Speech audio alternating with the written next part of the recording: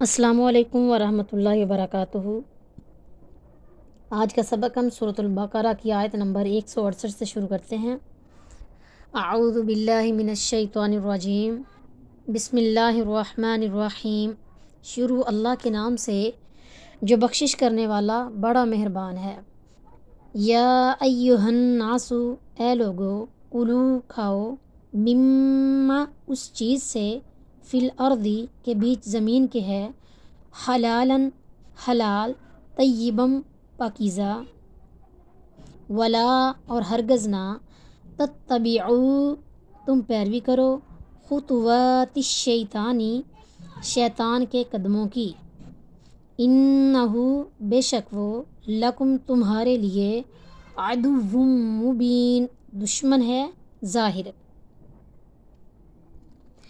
سورہ بقرہ میں یا ایھا الناس کے لفظ کے ساتھ خطاب یہاں دوسری مرتبہ کیا گیا ہے۔ اوپر کی آیتوں میں اللہ تعالیٰ کے سوا دوسروں کو انداد بنانے سے تحذیر کا ذکر چلا آ رہا ہے۔ مشرکین ان انداد کی تعظیم و تقریب میں اس قدر غلو کرتے کہ عبادت و دعا میں بھی انہی کو پکارتے اور ان کے نام پر بہت سے مویشی بھی حرام قرار دے دیتے۔ ان پر نہ سواری کرتے، نہ ان کا گوشت کھاتے اور ان کو تقرب اللہ کا ذریعہ سمجھتے، جیسا کہ سورہ انعام آیت نمبر 138 اور 139 میں ہے۔ چنانچہ اس آیت میں اس قسم کی تحریمات سے منع فرمایا اور اللہ تعالیٰ کی پیدا کردہ حلال اور طیب چیزیں کھانے کا حکم دیا۔ صحیح مسلم میں ہے کہ نبی اکرم صلی اللہ علیہ وآلہ وسلم سے روایت ہے، اللہ تعالیٰ فرماتے ہیں جو مال بھی میں نے اپنے بندوں کو بخشا ہے وہ ان کے لیے حلال اور طیب ہے، مگر شیاطین ان کو گمراہ کر دیتے ہیں اور وہ حلال چیزوں کو حرام ٹھہرا لیتے ہیں۔ چنانچہ یہاں پہ بھی فرمایا کہ شیطان کی اتباع کر کے ان کو حرام نہ ٹھہراؤ۔ سنن اور شرائع کے ماں سوا ہر بدعت اور معصیت خطوات شیطان میں داخل ہے۔ حدیث میں ہے کہ نبی صلی اللہ علیہ وآلہ وسلم کے حضور میں یہ آیت تلاوت کی گئی تو سعد بن ابی وقاص رضی اللہ تعالیٰ عنہ نے عرض کیا، اللہ کے رسول دعا فرمائیے کہ میں مستجاب الدعوات بن جاؤں۔ اس پر آپ صلی اللہ علیہ وآلہ وسلم نے فرمایا، حلال اور طیب کھاؤ تو تمہاری دعا قبول ہوگی۔ اس کو حافظ ابن کثیر رحمۃ اللہ علیہ نے نقل کیا ہے۔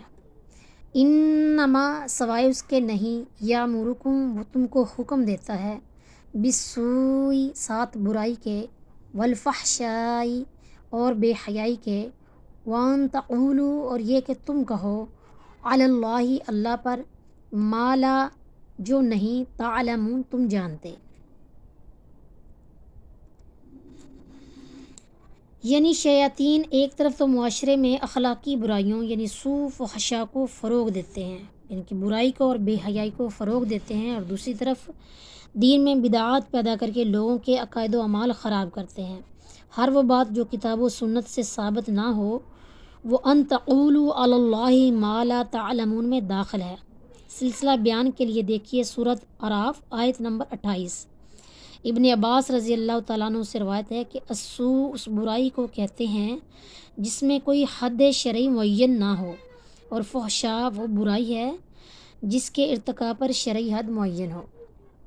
وَإِذَا قِيلَ لَهُمْ وَإِذَا قِيلَ اور جب کہا جاتا ہے، لَهُمْ ان کے لیے، مُتَّبِعُوا پیروی کرو، ما جو، انزل اللہ کہ نازل کی اللہ تعالیٰ نے، قالوا کہتے ہیں، بلکہ نتبعو پیروی کریں گے ہم، ما اس چیز کی، الفینا جو پایا ہم نے، علیہ اس پر، آبانا اپنے آبا و اجداد کو، اولو اگرچہ کہ کانا تھے، آباؤہم ان کے آبا و اجداد، لا یعقلون نہیں جانتے، شیئن کچھ بھی، ولا یہتدون اور نہ ہی تھے وہ راہ پاتے۔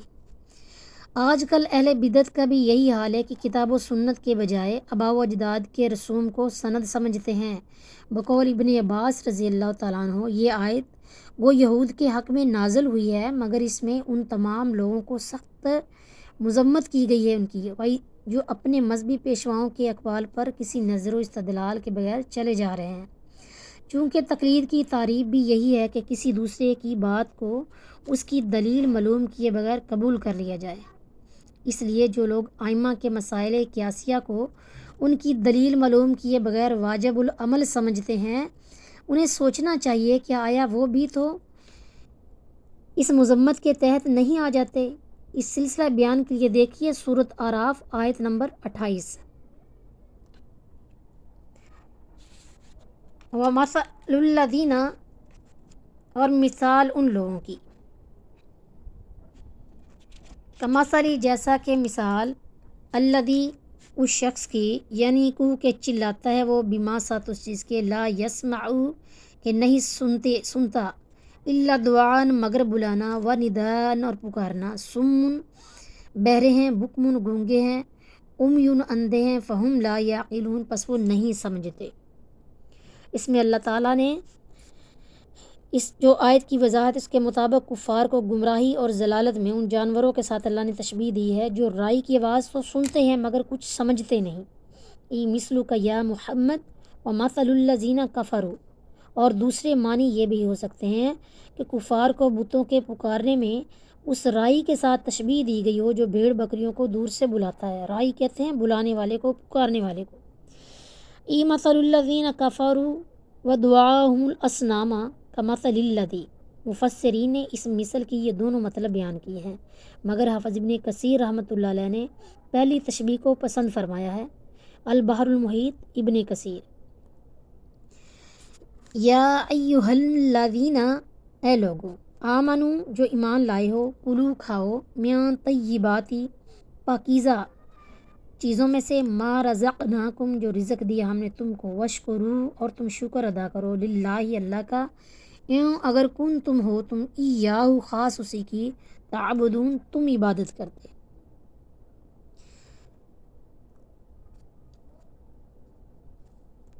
اس میں اللہ تعالیٰ نے خاص طور پر اہل ایمان کو حلال اور پاکیزہ روزی کمانے اور کھانے کا حکم دیا ہے، کیونکہ اس کے بغیر کوئی دعا اور عبادت قبول نہیں ہوتی۔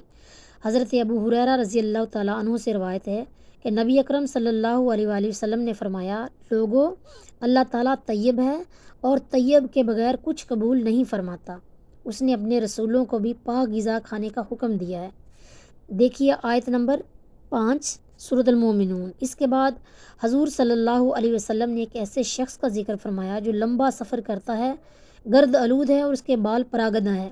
ایسی حالت میں وہ ہاتھ اٹھا کر یا ربی پکارتا ہے، مگر اس کا کھانا حرام ہے اور لباس حرام ہے، پھر بھلا اس کی یہ دعا کیسے قبول ہو سکتی ہے؟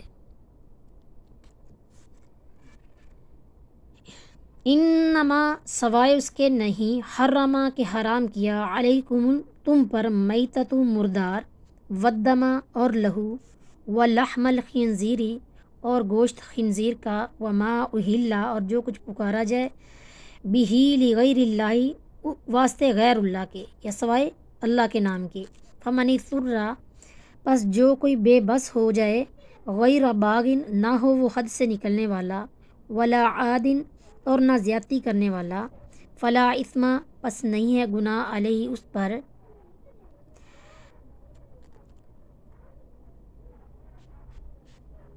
ان اللہ بے شک اللہ تعالیٰ غفور رحیم بخشنے والا ہے، مہربان۔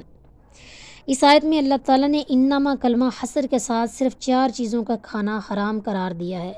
علاوہ عظیم سب جانوروں کا گوشت حلال ہے، ما سوا ان کے جن کو حدیث میں حرام قرار دیا گیا ہے، مثلا درندہ جانور اور پنجہ سے شکار کرنے والا پرندہ، اور الحمر الاہلیہ یعنی گدھا، المیتۃ ہر اس حلال جانور کو کہا جاتا ہے جو بدون ذبح شرعی کے مر گیا ہو، یعنی کہ جس کو شریعت کے مطابق ذبح نہ کیا گیا ہو وہ بھی مردار ہے اور اس کا کھانا بھی حرام ہے، یا عام اس سے کہ طبی موت مرا ہو یا کسی حادثے سے ہلاک ہو گیا ہو، جیسا کہ سورہ انعام کی آیت نمبر 145 میں ہے، اور حدیث میں بھی ہے کہ 2 مردہ جانور ہمارے لیے حلال ہیں، یعنی مردہ مچھلی اور ٹڈی، اور 2 خون یعنی جگر اور تیلی کے، کرتبی بحوالہ دارالقطنی، اور الدمہ سے دمم مسفوح مراد ہے، یعنی وہ خون جو جانور کی رگوں سے بہا دیا گیا ہو۔ لہٰذا جو خون گوشت کے ساتھ ملا ہوتا ہے وہ بالاجماع حلال ہے۔ حضرت عائشہ رضی اللہ تعالیٰ عنہ سے روایت ہے کہ میں گوشت پکاتی تو ہنڈیا کے اوپر خون کی وجہ سے زردی سی آ جاتی تو نبی اکرم صلی اللہ علیہ وسلم اسے تناول فرما لیتے اور اس پر انکار نہ فرماتے۔ بحوالہ کرتوی۔ سور کی چربی بھی گوشت کی طرح حرام ہے۔ سمندر کے مردہ جانوروں کے لیے دیکھیے سورۃ المائدہ آیت نمبر 53۔ اور ما اہل لغیر اللہ میں وہ تمام جانور اور دوسری چیزیں آ جاتی ہیں جن کو اللہ تعالیٰ کے سوا کسی اور کی نظر نیاز کے لیے مخصوص کر دیا جائے۔ ایسے جانور کا گوشت حرام ہے، خواہ ذبح کے وقت کسی بزرگ یا قبر یا بت کا نام لیا جائے اور خواہ اسے بسم اللہ واللہ اکبر کہہ کر ذبح کیا جائے۔ مفسرین نے اہل لغیر اللہ کی تفسیر میں عند الذبح یعنی ذبح کے وقت اس پر غیر اللہ کا نام لیا جائے کی قید لگائی ہے، تو یہ اس وقت کے عمومی رواج کے پیش نظر لکھ دیا گیا تھا، ورنہ اور نہ خاص کر کے ذبح کے وقت غیر اللہ کا نام لینا حرمت کے لیے شرط نہیں ہے۔ اسی طرح غیر شرعی تہواروں پر جو جانور ذبح کیے جاتے ہیں وہ بھی اہل لغیر اللہ میں داخل ہیں۔ حضرت عائشہ رضی اللہ تعالیٰ عنہ سے استفسار کیا گیا کہ اجمی لوگوں کے تہواروں میں ذبح ہونے والے جانوروں کا گوشت کھانا حلال ہے یا نہیں، تو حضرت عائشہ رضی اللہ تعالیٰ عنہ نے فرمایا جو جانور خاص اس دن کے لیے ذبح ہو ان کو مت کھاؤ۔ اور امام شوکانی رحمۃ اللہ علیہ فرماتے ہیں اس حکم میں وہ جانور بھی آ جاتے ہیں جو فرط اعتقاد سے بزرگوں کی قبروں پر ذبح کیے جاتے ہیں۔ فتح القدیر۔ سلسلہ بیان کے لیے دیکھیے سورۃ انعام آیت نمبر 145۔ ایک حدیث میں غیر اللہ کے نام پر ذبح کی وعید بھی غیر اللہ سارا مرتدن اور ذبیحتن مرتدن کے علماء کا اس پہ اجماع ہے کہ اگر کوئی مسلمان غیر اللہ کا تقرب حاصل کرنے کے لیے ذبح کرے تو وہ مرتد ہو جائے گا اور اس کا ذبیح جو ہے وہ مرتد کا ذبیح ہے۔ تفسیر عزیزی صفحہ نمبر 611 نیز سورۃ انعام آیت نمبر 3 میں بھی اس کا